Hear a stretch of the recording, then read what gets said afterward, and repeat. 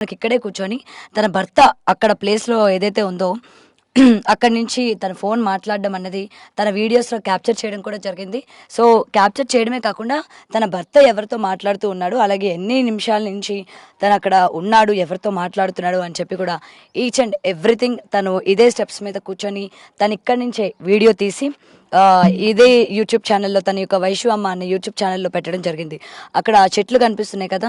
So, అదే ప్లేస్‌లోని తన యొక్క భర్త హరిబాబు అక్కడ నించొని ఫోన్ మాట్లాడడం అన్నది తను ఆన్ ద స్పాట్‌లో గ్రహించి అక్కడ వీడియో తీసి అది మళ్ళీ సబ్స్క్రైబర్స్‌కి తెలియాలి. తన భర్త ఎలాంటి వాడు అని చెప్పి తను చెప్పాలనుకుందో ఏమో తెలీదు కానీ ఆ విధంగా వీడియోస్ తీయడం కూడా జరిగింది.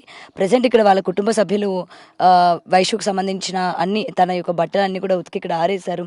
అండ్ ఇక్కడ మరొకసారి ఇవన్నీ కూడా చూసి వాళ్ళ తల్లి, వాళ్ళ వదిన వీళ్ళందరూ కూడా చాలా ఎమోషనల్ అవుతూ ఉన్నారు. ఎందుకంటే తను ఎంతో ఇష్టపడి కొనుక్కున్న లంగావోణి అని, తన పెళ్ళికి కట్టుకున్న చీర అని, లేకపోతే తన పెళ్ళికి ఉపయోగించిన బట్టలు అని చెప్పి తను ఇవాళ వాళ్ళ ఫ్యామిలీ మెంబర్స్ ప్రతి ఒక్క గుర్తు ఏదైతే ఉంటుందో వైష్ణవికి సంబంధించి అన్నీ కూడా ఇవాళ గుర్తు చేసుకొని మళ్ళీ మళ్ళీ బాధపడుతున్న పరిస్థితి. ఎందుకంటే కేవలం ఇదే కాకుండా అక్కడ కనిపిస్తున్న ఏరియా ఉంది కదా, అక్కడే హరిబాబు పేరు మీద ల్యాండ్ కూడా తీసుకున్నారంట.